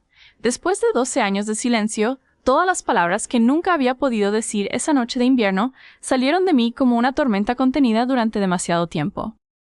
¿Sabéis lo que hice yo cuando me echasteis de esta casa? Les pregunté, con la voz temblando de rabia y de dolor a partes iguales. Dormí en el sofá de una desconocida durante 3 semanas. Después viví en una habitación húmeda con gente que apenas conocía, embarazada, con 17 años, sin saber si iba a poder comer al día siguiente. Tuve a mi hija sin que ninguno de los dos estuviera presente. Terminé el instituto sola, estudiando de noche mientras Noah dormía. Trabajé 14 horas al día durante años para construir algo mío, porque nadie, absolutamente nadie de esta familia, estuvo ahí para ayudarme cuando más lo necesitaba. Mi madre lloraba en silencio, con las manos temblando sobre su regazo. Mi padre miraba al suelo, incapaz de sostenerme la mirada. Papá, me dijiste que eligiera entre mi hija y esta familia, y elegí. Y durante 12 años nunca, ni una sola vez, me llamaste para preguntarme cómo estaba, si necesitaba algo, si tu nieta estaba bien. Y ahora, 12 años después, apareces en mi puerta pidiéndome dinero. Lo sé, dijo mi padre finalmente, con la voz rota. Sé que no tengo derecho a pedirte nada. Sé que te fallé como padre. He tenido 12 años para pensar en lo que hice, Elena. Y no ha pasado ni un solo día sin que me arrepienta. Entonces, ¿por qué nunca llamaste? Le pregunté, y esta vez mi voz también se quebró. Si tanto te arrepentías, ¿por qué nunca hiciste nada al respecto? ¿Por qué tuve que enterarme, a través de Pilar, de que mi abuela había muerto? ¿Por qué nunca has visto ni una sola foto de tu nieta, que ya tiene 12 años? Mi padre no tuvo respuesta para eso. Simplemente bajó la cabeza y dejó que las lágrimas cayeran, algo que jamás, en toda mi infancia, le había visto hacer. Mi madre, entre sollozos, intentó explicar su parte del silencio. Me dijo que había querido llamarme cientos de veces, que había marcado mi número y colgado antes de que sonara, que el orgullo y el miedo de mi padre, combinados con su propia sensación de haberme fallado al no defenderme esa noche, La habían paralizado durante años, hasta que el silencio se hizo tan largo que ya no sabía cómo romperlo. Tenía miedo de que me odiaras, me dijo. Tenía miedo de que, si te llamaba, me dijeras que no querías saber nada de nosotros nunca más. Y no sabía si podría soportar escuchar eso. Le pregunté también por Pablo, porque nunca, en todos esos años, había intentado buscarme, siquiera para preguntar cómo estaba, siendo mi propio hermano. Mi madre bajó la vista y me explicó que Pablo, sumido en sus propios problemas durante buena parte de esos años, prácticamente no hablaba del tema, que cada vez que alguien lo mencionaba, cambiaba de conversación con incomodidad, como si prefiriera no enfrentarse a la culpa de no haber hecho nada aquella noche en que me vio salir de casa con la maleta. Creo que le daba vergüenza, me dijo mi madre. Vergüenza de no haber dicho nada, de haberse quedado en su cuarto mientras todo pasaba. Nunca hablamos realmente de ello, pero sé que le pesa. Esa revelación me generó sentimientos encontrados. Por un lado, entendía que Pablo, con apenas 19 años en aquel momento, probablemente tampoco tenía las herramientas para enfrentarse a mi padre. Por otro lado, ese probablemente tampoco tenía las herramientas era exactamente la misma excusa que llevaba 12 años escuchando para justificar la inacción de todos los que me rodeaban aquella noche, y una parte de mí, cansada, ya no quería seguir aceptando excusas sin más. Le pregunté también a mi padre, directamente, si en algún momento de esos 12 años había llegado a arrepentirse de verdad, o si simplemente el arrepentimiento había llegado ahora, empujado por la necesidad económica. Fue una pregunta dura, quizás incluso cruel, pero sentía que merecía una respuesta honesta después de tanto tiempo. Mi padre se quedó en silencio un largo rato antes de responder. Los primeros años, Elena, la verdad es que mi orgullo pesaba más que mi arrepentimiento. No fue hasta que perdí mi trabajo, hasta que sentí lo que era no tener control sobre mi propia vida, que empecé a entender, aunque fuera un poco, lo que te hice pasar a ti. No te voy a mentir diciendo que pensaba en ti todos los días desde el principio, porque no sería verdad. Pero los últimos años, sí. Los últimos años no ha pasado un solo día sin que piense en el error que cometí. No he venido aquí a pediros que me expliquéis por qué no hicisteis nada, les dije finalmente, con una calma que me sorprendió a mí misma después de tanta rabia acumulada. Eso ya no lo puedo cambiar. Lo que sí puedo decidir es qué hago ahora, con la información que tengo delante. Esa tarde, después de horas de conversación llena de lágrimas, reproches y explicaciones tardías, no les di una respuesta inmediata sobre el dinero que me pedían. Necesitaba tiempo para pensar, para procesar todo lo que estaba sintiendo, para separar la rabia justificada de los 12 años de silencio de la compasión que, a pesar de todo, sentía al ver a mis padres en una situación tan desesperada. Hablé con Marcos esa noche por teléfono contándole todo lo que había pasado. Hablé también con Beatriz, que para entonces ya tenía casi 70 años, pero seguía siendo una de mis consejeras más importantes. Y hablé, sobre todo, conmigo misma durante noches de insomnio en las que repasé cada momento de mi infancia, cada palabra dicha esa noche de invierno, cada año de silencio y de ausencia.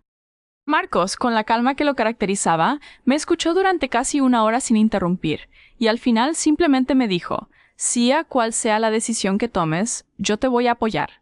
Pero recuerda que no tienes ninguna obligación de sacrificar tu paz para arreglar los errores de otros, por mucho que sean tus padres. Esas palabras me dieron el permiso que, sin saberlo, necesitaba. El permiso de anteponer mi propio bienestar y el de mi hija a cualquier sentido de obligación filial que la sociedad pudiera esperar de mí. Beatriz me dijo algo que se quedó grabado en mí. El perdón no es lo mismo que olvidar, ni tampoco es lo mismo que volver a confiar. Puedes perdonar a alguien por tu propia paz, sin que eso signifique que las cosas vuelvan a ser como antes. Añadió también algo que me hizo reflexionar durante días, que ayudar a alguien no tiene por qué ser un acto de todo o nada, que existen muchas formas de tender una mano sin necesariamente reabrir por completo una puerta que costó tanto cerrar. Pasé varios días dándole vueltas a la situación, sopesando distintas opciones. Pensé en simplemente decir que no, en cerrarles la puerta como ellos me la habían cerrado a mí 12 años atrás. Y durante un momento, en la rabia del recuerdo, esa opción me pareció incluso justa. Pero cuanto más lo pensaba, más me daba cuenta de que actuar desde la venganza no me traería la paz que realmente buscaba. No quería convertirme en una versión amargada de mí misma, dirigida únicamente por el resentimiento, aunque ese resentimiento estuviera más que justificado.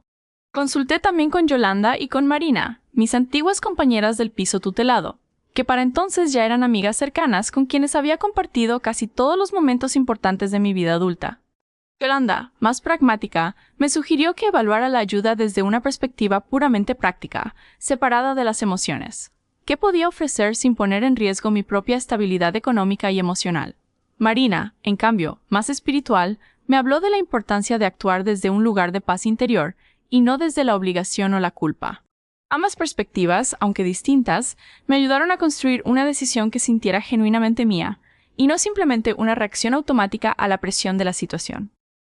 Decidí finalmente no darles dinero directamente. 12 años de trabajo duro me habían enseñado que el dinero fácil rara vez resuelve los problemas de fondo, y no quería que mi ayuda se convirtiera en un parche temporal sobre una situación que necesitaba soluciones más profundas y duraderas. En cambio, les ofrecí algo diferente. A través de contactos que había hecho a lo largo de los años en el mundo de la hostelería y de asociaciones sociales de la ciudad, ayudé a mi padre a conseguir un puesto de trabajo adaptado a su condición física, como conserje en un edificio de oficinas, un trabajo tranquilo que no requería esfuerzo físico intenso. Ayudé a mi madre a encontrar un piso pequeño y asequible, a través de un programa de vivienda social al que pude orientarla gracias a mi propia experiencia años atrás con la asociación Nuevo Comienzo, y me ofrecía cubrir la fianza y el primer mes de alquiler, no como un regalo sin condiciones, sino como un préstamo que, con el tiempo, me devolverían poco a poco. Cuando les comuniqué mi decisión, unos días después, en una segunda visita mucho más breve y menos cargada emocionalmente que la primera, noté en sus caras una mezcla de alivio y de sorpresa, como si no hubieran esperado que, después de todo lo dicho, decidiera ayudarles de alguna manera. Mi padre intentó, torpemente, agradecerme con un abrazo que yo no estaba preparada para recibir todavía, y tuve que dar un paso atrás, explicándole con calma que agradecía su gesto pero que necesitábamos ir despacio. Les dejé claro, con toda la firmeza de la que fui capaz, que esta ayuda no significaba que todo estuviera perdonado y olvidado de la noche a la mañana. Les dije que necesitaba tiempo, mucho tiempo, para poder reconstruir algo parecido a una relación de confianza con ellos, si es que eso llegaba a ser posible algún día. Les dije que, si querían formar parte de mi vida y de la vida de mi hija, tendrían que ganarse ese lugar con paciencia, con constancia, con acciones y no solo con palabras. Los meses que siguieron a esa visita fueron un proceso lento y a veces doloroso de reconstrucción. Mis padres, sorprendentemente, respetaron los límites que les puse. No insistieron en ver a Noa inmediatamente, entendiendo que primero tenía que hablarlo con ella y prepararla para la idea de conocer a unos abuelos de los que apenas había oído hablar en detalle.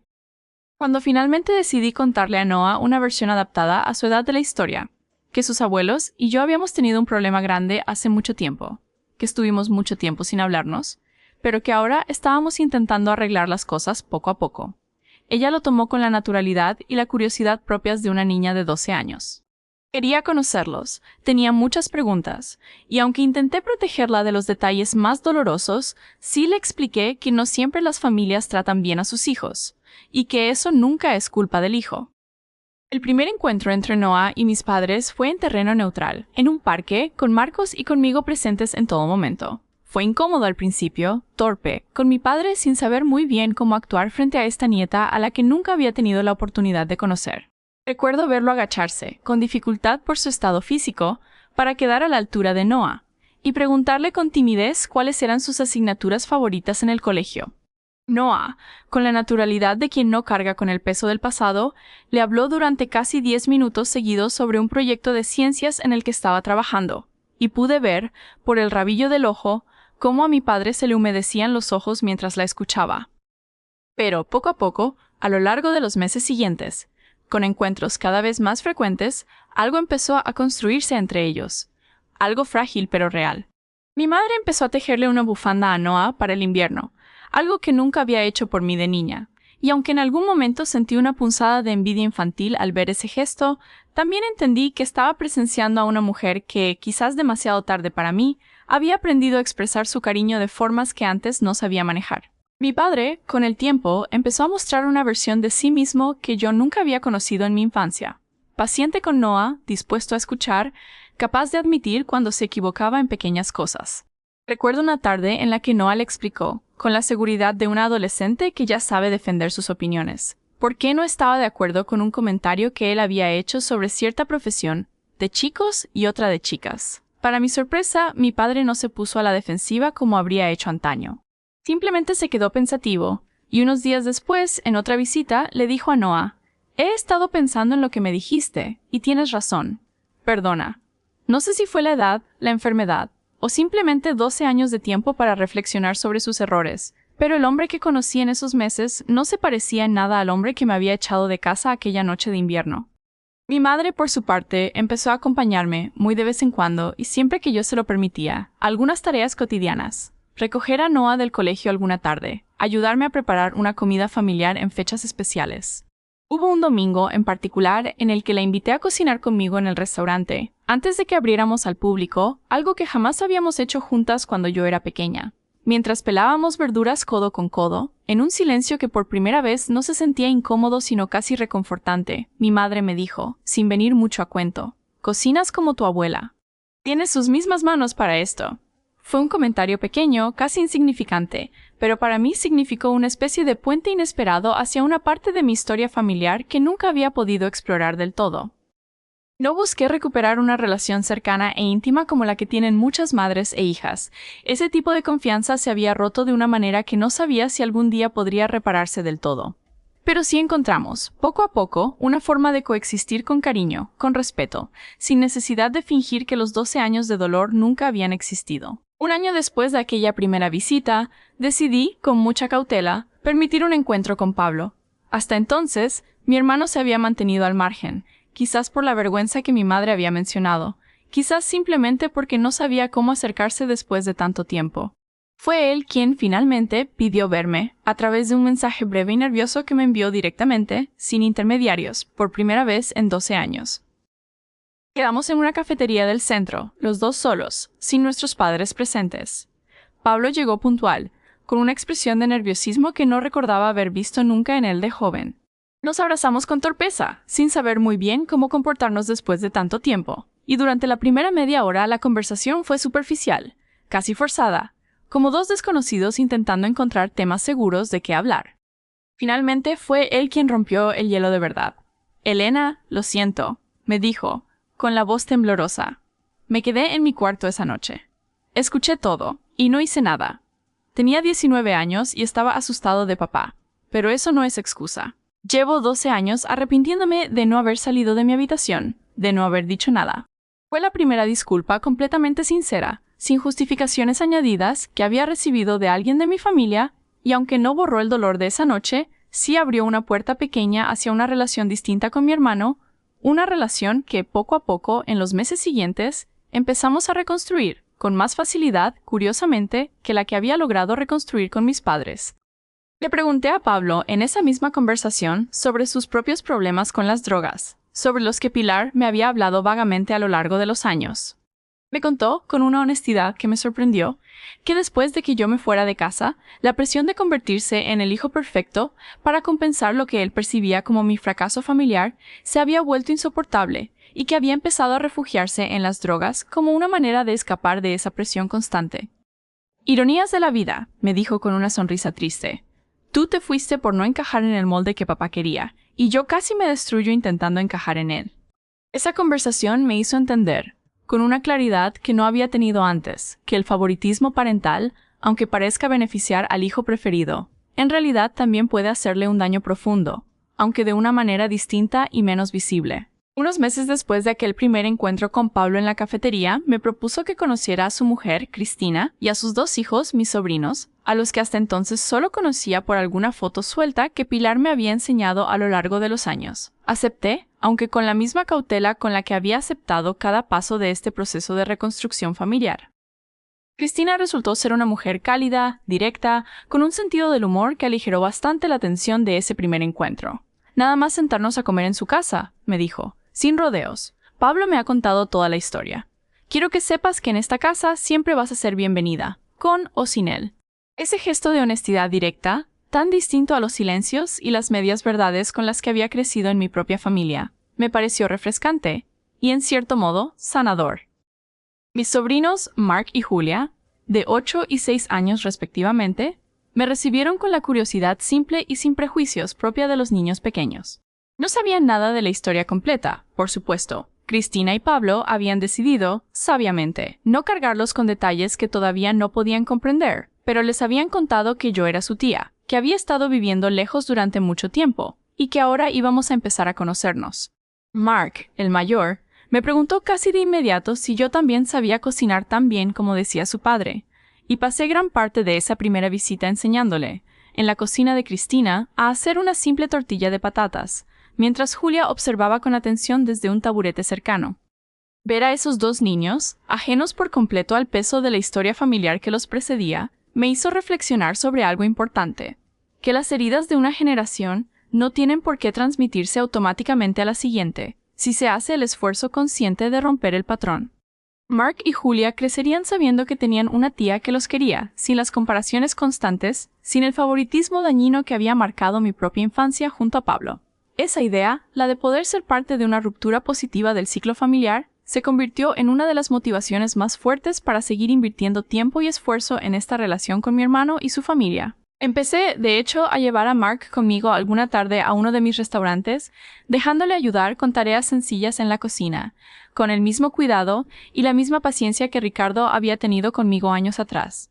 Verlo emocionarse por aprender a cascar un huevo sin romper la yema, o por decorar un plato con hierbas frescas, me recordaba, de una manera entrañable, a la niña que yo había sido, esa que dibujaba en los márgenes de sus cuadernos sin que nadie en casa valorara demasiado ese talento. Poder ofrecerle a mi sobrino algo de esa validación que a mí me había faltado se convirtió, sin buscarlo, en una de las formas más sanadoras de cerrar, poco a poco, el ciclo de dolor que había atravesado mi propia infancia. Con el paso de los meses, las visitas a casa de Pablo y Cristina se hicieron habituales, casi tan naturales como si esos años de silencio nunca hubieran existido, aunque en el fondo, los dos sabíamos que sí habían existido, y que ninguna cantidad de normalidad presente podía borrar completamente esa ausencia. Noah y sus primos, a pesar de la diferencia de edad, congeniaron rápidamente, y verlos jugar juntos en el jardín de Cristina, un domingo cualquiera, se convirtió en una de esas escenas que, 12 años atrás, tirada en el suelo de una habitación húmeda en Ruzafa, jamás habría imaginado que llegaría a presenciar. Cristina, con el tiempo, se convirtió también en una confidente inesperada. En una de nuestras conversaciones, mientras los niños jugaban fuera, me confesó que ella misma había tenido una relación complicada con su propia familia durante su juventud, aunque por motivos distintos a los míos, y que esa experiencia compartida, aunque no idéntica, la había ayudado a entender mejor la cautela con la que yo me acercaba a esta nueva dinámica familiar. «No tienes que forzar nada», me dijo en una ocasión. «Las relaciones sanas se construyen a su propio ritmo, no al ritmo que los demás esperan de ti». Han pasado ya casi 2 años desde aquel martes de octubre en que sonó el timbre de mi puerta. Mis restaurantes siguen creciendo. El año pasado abrí un tercer local, esta vez especializado en formar a jóvenes en situación de vulnerabilidad, en colaboración directa con la asociación Nuevo Comienzo, que tanto me ayudó cuando yo estaba en su lugar. Noah tiene ahora 14 años, y una relación cautelosa, pero cada vez más cálida con sus abuelos. Marcos sigue siendo mi compañero de vida, mi apoyo incondicional en cada paso de este proceso complicado de reconstrucción familiar. Mi padre trabaja todavía como conserje, un trabajo humilde que, según me confesó una vez, le ha enseñado más humildad de la que aprendió en 60 años de vida anteriores. Recuerdo esa conversación con especial claridad.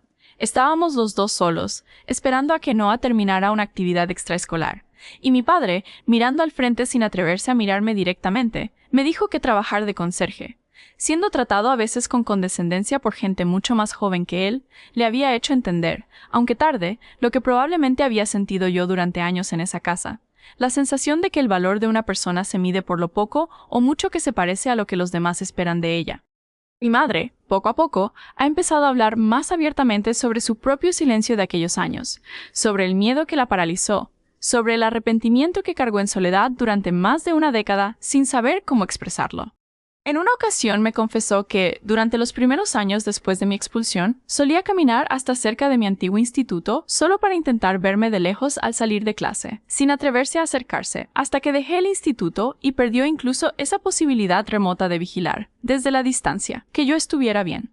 Escuchar esa confesión me generó una tristeza profunda, no solo por mí, sino por ella misma, por la cárcel emocional en la que se había mantenido durante tantos años, atrapada entre el miedo a mi padre y el amor silencioso hacia una hija a la que no se atrevía a acercarse. Recuerdo, por ejemplo, un cumpleaños reciente en el que mis padres vinieron a celebrarlo con nosotros por primera vez, trayendo un pastel casero preparado por mi madre. Mientras soplaba las velas, rodeada de Marcos, Noah, mis padres y algunas de las amigas que se habían convertido en mi familia elegida a lo largo de los años, sentí una mezcla extraña de alegría y de tristeza, pensando en todos los cumpleaños anteriores en los que ellos habían estado ausentes, en todos los años en los que había tenido que celebrar sola, o con mi familia elegida, sin la presencia de las personas que me habían traído al mundo. Esa noche, después de que todos se hubieran ido, me quedé un rato sola en la cocina, recogiendo los platos, y me permití llorar, no de tristeza exactamente, sino de una especie de agotamiento emocional acumulado durante meses de reconstrucción lenta y difícil. Marcos me encontró así, me abrazó sin decir nada, y ese abrazo silencioso resumió, mejor que cualquier palabra, todo lo que habíamos vivido juntos desde que nos conocimos. Pero también he aprendido algo importante en este proceso, que el perdón, cuando llega, no es un regalo que se le hace al otro, sino, sobre todo, un regalo que uno se hace a sí mismo. No perdoné a mis padres para hacerlos sentir mejor. Los perdoné, o mejor dicho, empecé el largo proceso de perdonarlos. Porque cargar con 12 años de rabia y dolor me estaba costando una energía que prefería invertir en mi hija, en mi negocio, en la vida que había construido con tanto esfuerzo.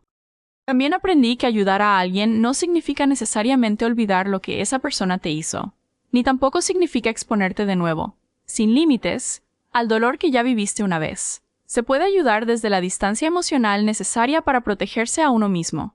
Se puede tender una mano sin entregar, de nuevo, el corazón entero. Aprendí además que establecer límites claros con la propia familia no es un acto de crueldad, como durante mucho tiempo me habían hecho creer, sino un acto necesario de autocuidado, especialmente después de haber vivido una herida tan profunda como la que yo viví.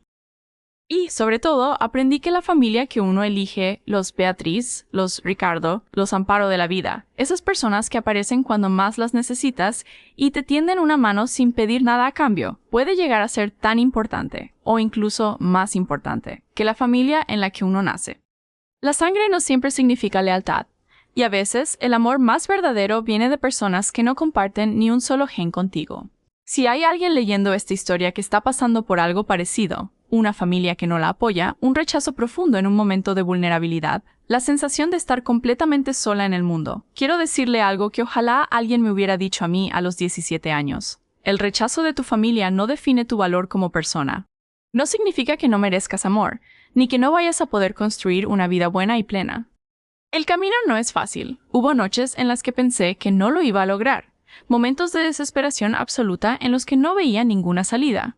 Recuerdo en particular una noche durante el 7º mes de embarazo en la que, agotada y sin ganas de seguir luchando, pensé seriamente en llamar a mis padres y suplicarles que me dejaran volver, aceptando cualquier condición que me impusieran, incluso la de renunciar al embarazo, solo por la desesperación de sentirme, aunque fuera por un momento, protegida de nuevo. No lo hice, no por una fortaleza especial que tuviera en ese momento, sino porque Beatriz, esa misma noche, me llamó por casualidad para preguntarme cómo estaba. Y su simple voz al otro lado del teléfono, preocupada por mí, me recordó que sí había alguien en el mundo dispuesto a ayudarme sin condiciones destructivas. Pero, poco a poco, con ayuda de personas dispuestas a tender la mano, con mucho trabajo duro y con la determinación de no dejar que el rechazo de mis padres definiera quién era yo, logré construir algo de lo que hoy me siento profundamente orgullosa. Quiero ser honesta.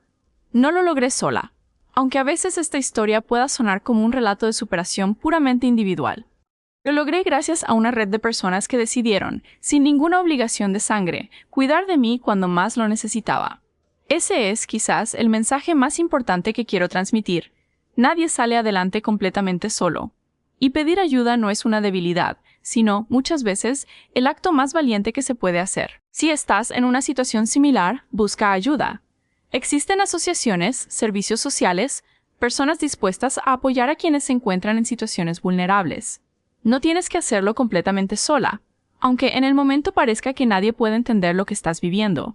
Hay una red de apoyo ahí fuera, aunque a veces cueste encontrarla. Busca a esas personas, aunque el orgullo o la vergüenza te digan que no lo hagas. Yo estuve a punto de no llamar a la puerta de Nuevo Comienzo por vergüenza, y ese fue, sin duda, uno de los errores que más cerca estuve de cometer en mi vida. También quiero decir algo para quienes, como yo durante muchos años, sienten que decepcionar a su familia de origen es el peor pecado que se puede cometer. Aprendí con el tiempo que hay decepciones que en realidad son actos de honestidad y de coraje. Decepcionar a alguien que espera que te conformes con menos de lo que mereces no es un fracaso. Es, muchas veces, el primer paso hacia una vida más auténtica. Aprendí también que la culpa que muchas veces sentimos al establecer límites con nuestra propia familia no es una señal de que estemos haciendo algo malo, sino, casi siempre, el eco de años de condicionamiento que nos enseñó que el deber filial debe estar por encima de nuestro propio bienestar. Desmontar esa creencia, poco a poco, fue uno de los trabajos internos más difíciles, pero también más liberadores de todo mi proceso de sanación. Y si eres, por el contrario, un padre o una madre que ha cometido errores similares a los de mis padres, nunca es tarde para intentar reparar el daño, aunque el resultado no sea siempre el que uno espera, aunque la relación nunca vuelva a ser exactamente como era antes. El primer paso, siempre, es reconocer el error, sin excusas, sin justificaciones, con la humildad suficiente para entender el dolor que se causó. No esperes 12 años, como hicieron mis padres. No esperes a que la vida te obligue, a través de una crisis económica o de salud, a buscar a la persona a la que le diste la espalda. Búscala antes, mientras todavía queda tiempo para construir algo real, y no simplemente para pedir ayuda cuando ya no queda otra opción. Quiero terminar este relato con un pensamiento que Beatriz me compartió hace años, cuando yo todavía dudaba de si merecía la vida buena que estaba empezando a construir. El pasado explica quién eres, Elena, pero no tiene por qué definir quién puedes llegar a ser. Han pasado más de 12 años desde aquella noche de invierno, y hoy puedo decir, con total honestidad, que esa frase resultó ser profundamente cierta. El pasado explica muchas cosas sobre mí, mi determinación, mi capacidad de trabajo, mi sensibilidad hacia quienes atraviesan situaciones difíciles, pero no definió, ni de lejos, los límites de lo que fui capaz de construir.